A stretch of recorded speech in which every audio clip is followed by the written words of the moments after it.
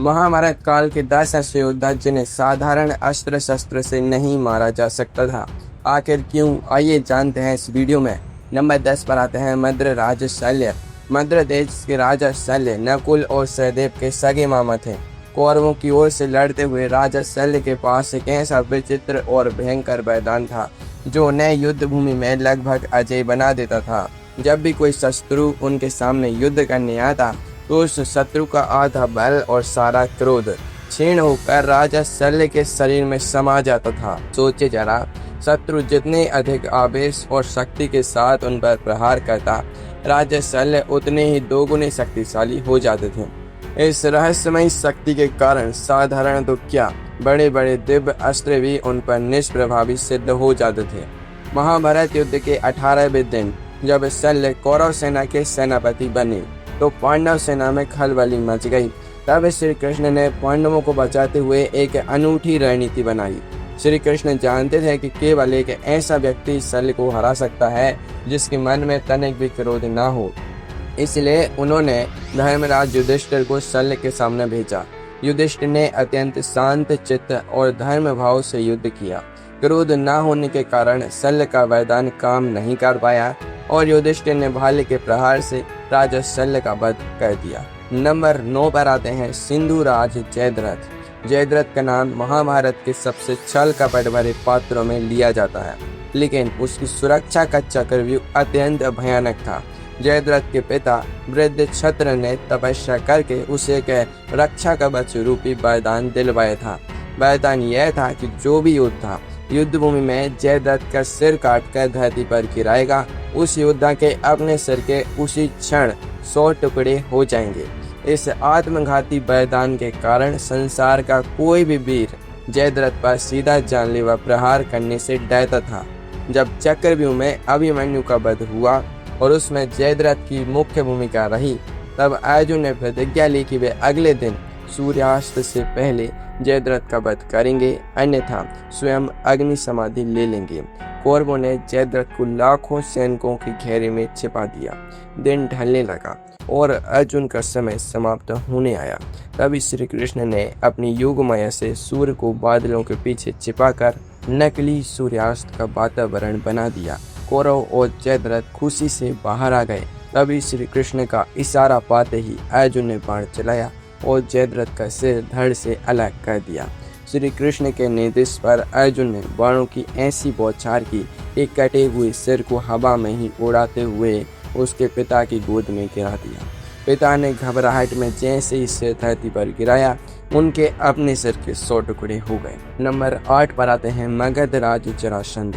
जरासंध का नाम सुनते ही बड़े बड़े राजा काम उठते थे। जरासंध का जन्म प्रकृति के नियमों के विपरीत हुआ था। वह 2 अलग अलग टुकड़ों में पैदा हुआ था।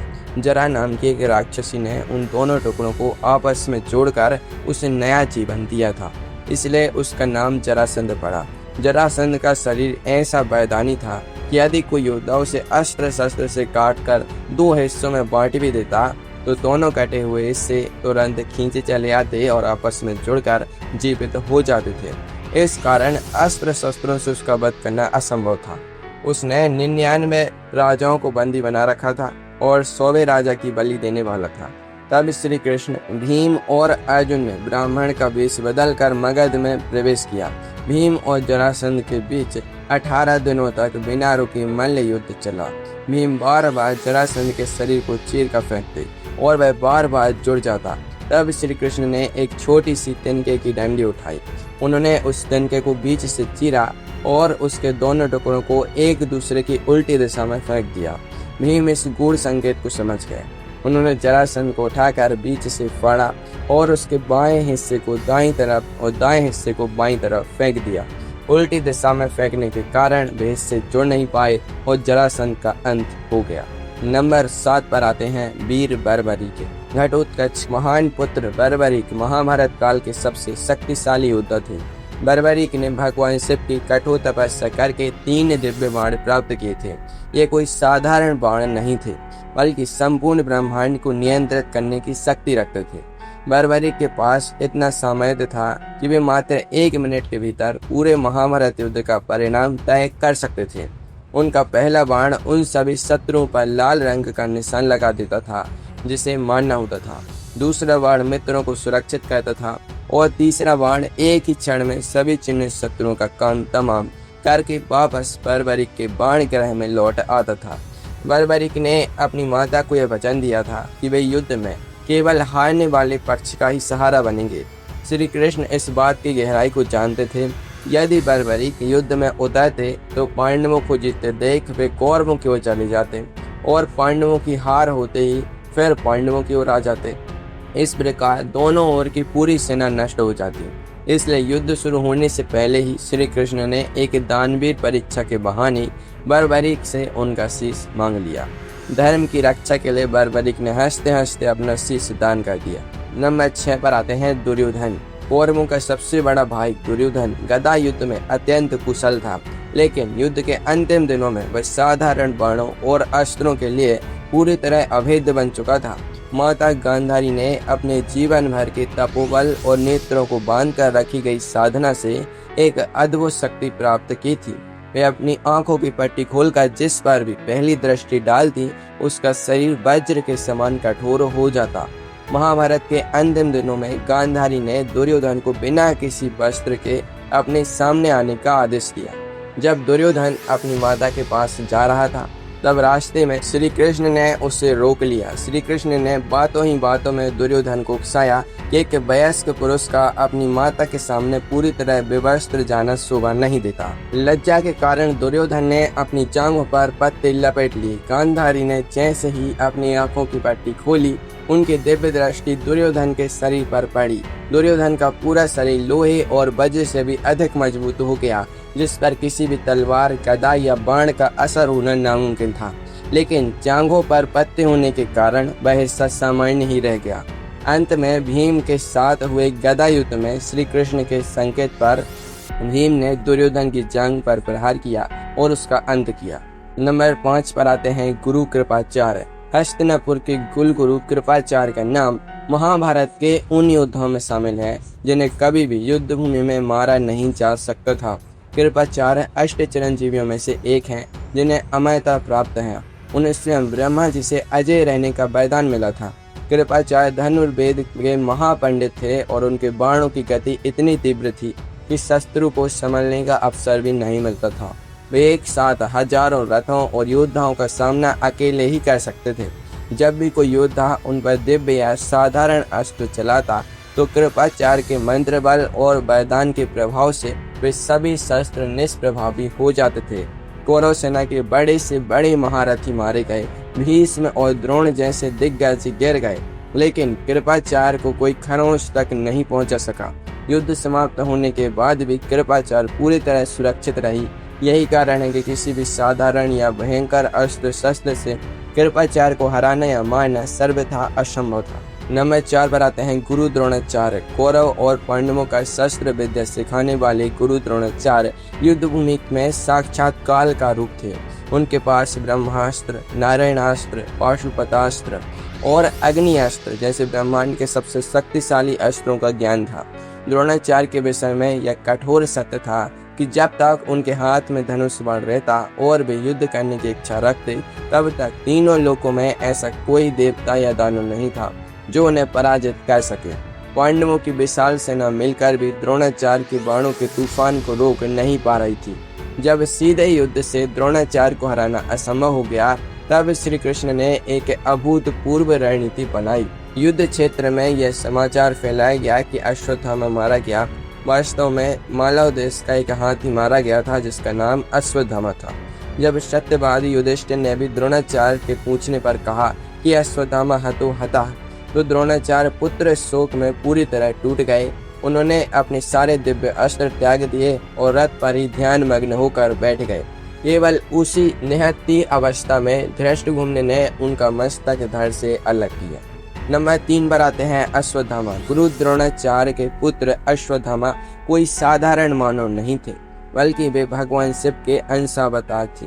उनके जन्म के समय से ही उनके मस्तक पर एक अत्यंत अलौकिक और दिव्य मणि जड़ी हुई थी। यह मणि अश्वत्थामा को किसी भी प्रकार के शस्त्र, बाण, विष, बीमारी, देवताओं, दैत्यों और नागों के भय से पूर्ण सुरक्षा प्रदान करती थी।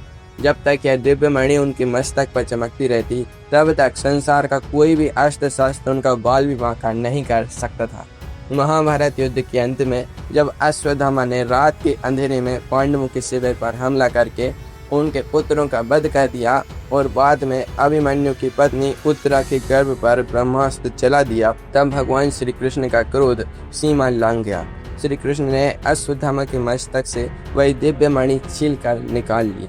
इसके बाद श्री कृष्ण ने उन्हें श्राप दिया कि वे 3000 वर्षों तक अकेले भटकते रहेंगे। अश्वत्थामा आज भी जीवित माने जाते हैं और यही कारण है कि उन्हें अस्त्रों शस्त्रों से मारना नामुमकिन था। नंबर 2 पर आते हैं दानवीर कर्ण। सूर्यपुत्र कर्ण का जन्म जिस अभेद्य सुरक्षा चक्र के साथ हुआ था, वह ऐसा सुरक्षा चक्र किसी अन्य योद्धा के पास नहीं था। कर्ण के शरीर से चिपका हुआ एक दिव्य कवच और कानों में कुंडल थे, जो स्वयं सूर्यदेव ने उन्हें प्रदान किए हुए थे। यह कवच अमृत से बना हुआ था। जब तक यह कवच कर्ण के शरीर पर रहता, तब तक तीनों लोगों का कोई भी साधारण बाण, गदा या स्वयं ब्रह्मास्त्र भी कर्ण के शरीर में एक खरोंच तक नहीं लगा सकता था। यदि कर्ण के पास वह कवच बना रहता, तो अर्जुन कभी भी कर्ण को पराजित नहीं कर पाते। पांडवों की रक्षा के लिए देवराज इंद्र ने एक निधन ब्राह्मण का वेश धारण किया और कर्ण के द्वार पर पहुंच गए। कर्ण अपनी दानवीरता के लिए प्रसिद्ध थे। इंद्र ने दान में कर्ण से उनके कवच और कुंडल मांग लिए। कर्ण जानते थे कि सामने खड़े ब्राह्मण स्वयं इंद्र हैं और यह एक छल है, फिर भी उन्होंने बिना हिचकिचाए अपने शरीर से काटकर वे कवच कुंडल दान में दे दिए। इसके बाद ही युद्ध में अर्जुन के लिए कर्ण का सामना करना संभव हो सका। नंबर 1 पर आते हैं भीष्म पितामह। हस्तिनापुर के सिंहासन के संरक्षक और गंगा पुत्र भीष्म पितामह को उनके पिता शांतनु से इच्छा मृत्यु का वरदान प्राप्त था। इस वरदान का अर्थ यह था कि जब तक पितामह भीष्म स्वयं अपनी मृत्यु की इच्छा व्यक्त न करें, तब तक साक्षात यमराज या काल भी उनके प्राण नहीं ले सकता था। इसके साथ ही भीष्म को यह भी वरदान था कि जब तक उनके हाथ में उनका धनुष रहेगा, तब तक संसार का कोई भी योद्धा उन्हें युद्ध में पराजित नहीं कर सकता। महाभारत युद्ध के शुरुआती 10 दिनों तक पितामह भीष्म ने पांडव सेना का ऐसा संहार किया कि पांडवों के पैर उखड़ गए। कोई भी अस्त्र शस्त्र भीम के सामने टिक नहीं पा रहा था। निराश होकर पांडव स्वयं भीष्म के शिविर में गए और उनसे उनकी मृत्यु का मार्ग पूछा। भीष्म ने अपनी प्रतिज्ञा का भेद बताते हुए कहा कि वे किसी भी स्त्री या पूर्व स्त्री पर कभी शस्त्र नहीं उठाते हैं। अगले दिन पांडवों ने शिखंडी को अर्जुन के रथ के आगे खड़ा कर दिया। शिखंडी को देखते ही भीष्म ने अपने हाथ से धनुष बाण नीचे रख दिए। निहत्थे भीम पर अर्जुन ने श्री कृष्ण के कहने पर बाणों की ऐसी झड़ी लगाई तो उनका पूरा शरीर बाणों से बिंद गया और वे बाणों की सैया पर लेट गए। महाभारत की यह पावन कथा हमें सिखाती है कि केवल बल, दिव्य अस्त्र या अमरता के वरदान से विजय प्राप्त नहीं होती।